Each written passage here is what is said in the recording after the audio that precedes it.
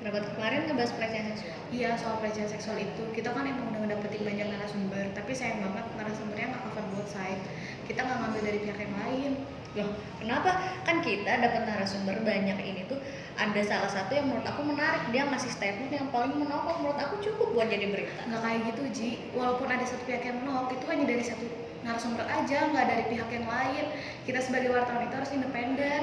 Nggak boleh cuma memihak satu orang doang demi naikin berita kita. Ki, kalau ini jadi keluar, nanti berita kita bakal keren.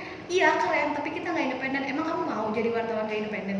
Apa aku laki? Ya nggak bisa kayak gitu dong.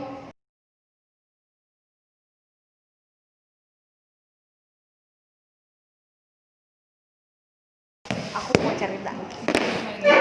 Kan tadi aku tuh lagi di depan, ketemu sama seseorang yang, pokoknya kita ngobrol nih, dan dia tuh tahu isu yang lagi kita garap soal pelecehan seksual itu. Hah, kok bisa? Emang dia siapa? Ya aku nggak tahu sih, tapi dia, aku pikir ya dia wartawan, karena dia tuh nanya pelakunya siapa. Dia tuh tahu isu ini seperti apa, tapi dia nanya pelakunya siapa. Padahal kan kita udah sama-sama tahu kan.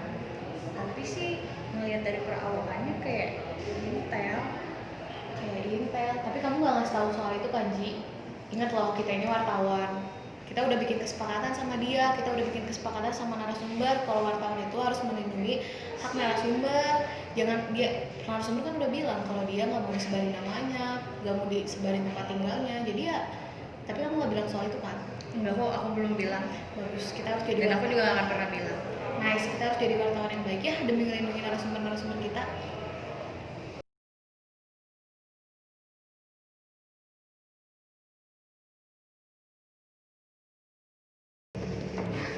Pak, selamat siang.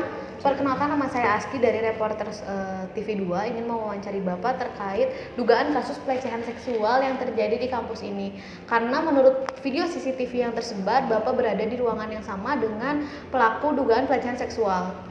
Jadi saya ingin meminta keterangan Bapak terkait hal tersebut. Saya izin merekam, Pak. Ya, silakan. Jadi saya ingin bertanya terkait kronologis pelecehan seksual tersebut bagaimana ya, Pak ya? Karena Bapak ada di ruangan tersebut. Kamu ini gak usah urus-urus hidup orang lah.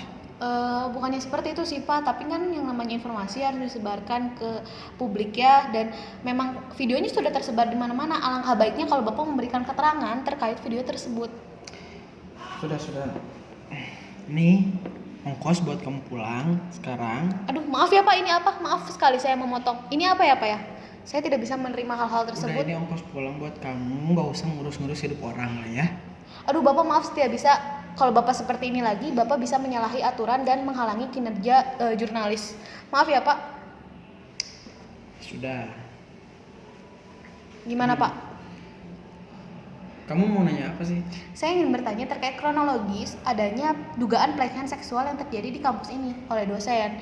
Nah, karena Bapak ada di ruangan tersebut, bagaimana Pak kronologisnya?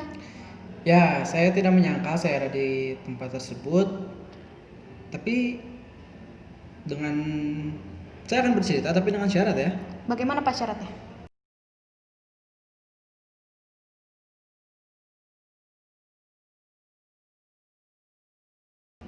Ya, pokoknya identitas saya tidak boleh tersebar. Baik, identitas Bapak tidak akan tersebar dan akan aman. Lalu bagaimana terkait kronologisnya? Apakah wawancaranya bisa diulangi atau bagaimana Pak? Silakan ulangi. Baik, kalau gitu saya ulangi lagi wawancaranya. Bagaimana kronologis terkait dugaan pelecehan seksual yang terjadi di kampus, mengingat Bapak berada di ruangan yang sama dengan terduga? Oke. Jadi begini ya. Ya. Awalnya saya coba untuk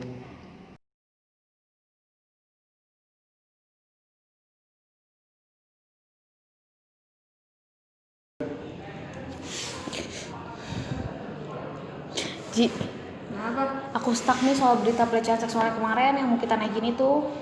Oh, isu pelecehan kemarin. Iya, yang itu narsumnya tuh tutup mulut ya, nggak ada pernyataan yang menggugah dan nggak ada pernyataan yang menyebutkan kalau dia emang melakukan pelecehan seksual itu.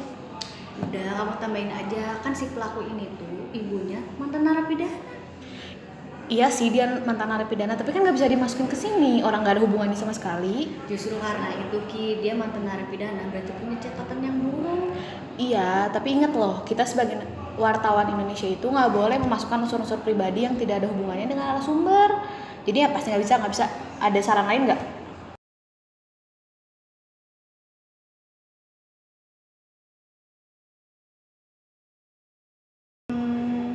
Udah, kamu tambahin aja. Ini kan dia daripada kamu stuck kayak gini, kamu tambahin kalau pelecehan seksual ini tuh terjadi di ruangan dosen. Gimana? Iya sih, ini emang terjadi di kampus dan ya berhubungan dengan dosen. Tapi kan kita nggak tahu letaknya pelecehan itu di mana, nggak tahu di ruang dosen, bisa juga di fakultas atau di mana. Nggak bisa dong. Itu nambahin opini. Ingat, kita sebagai wartawan juga nggak boleh menambahkan opini dari setiap berita yang ingin kita sebar atau publis. Justru kalau kita pakai informasi yang kayak gitu itu bisa jadi clickbait dan seru lah. Iya sih clickbait, iya sih narik orang banyak. Tapi ingat narasumber kita juga harus dilindungin dan ya balik lagi kita wartawan Indonesia harus independen dan nggak boleh bawa-bawa opini apalagi yang tadi masukin unsur pribadi. Nah, jadi Ji, bagaimanapun berita itu harus naik karena berita yang kita naikkan ini kan sesuai dengan fakta yang ada dan nggak perlu memasukkan unsur-unsur pribadi dari narasumber atau opini karena nggak sesuai dengan kode etik jurnalistik. Bener ya Ki, kita harus taat sama kode etik jurnalistik. Ya, bener banget. Nah, jadi teman-teman, cuplikan tadi itu kita lagi bahas kode etik jurnalistik yang telah disetujui oleh Dewan Pers Indonesia. Nah, jadi kita tuh setelah pembahasan tadi kita tuh udah tahu kan kalau kode etik jurnalistik banyak. Ada yang pertama, tidak boleh memasukkan opini dalam setiap berita yang akan kita publikasi, tidak menerima suap dari narasumber, bersikap independen dalam mengeluarkan sebuah berita, tidak memasukkan unsur pribadi ketika menjalankan profesi dan sebagainya. Nah, buat teman-teman semua yang sekarang lagi mempelajari ilmu jurnalistik atau lagi menjadi jurnalistik tetap harus menaati kode etik jurnalistik ya. Jangan lupa. Ya.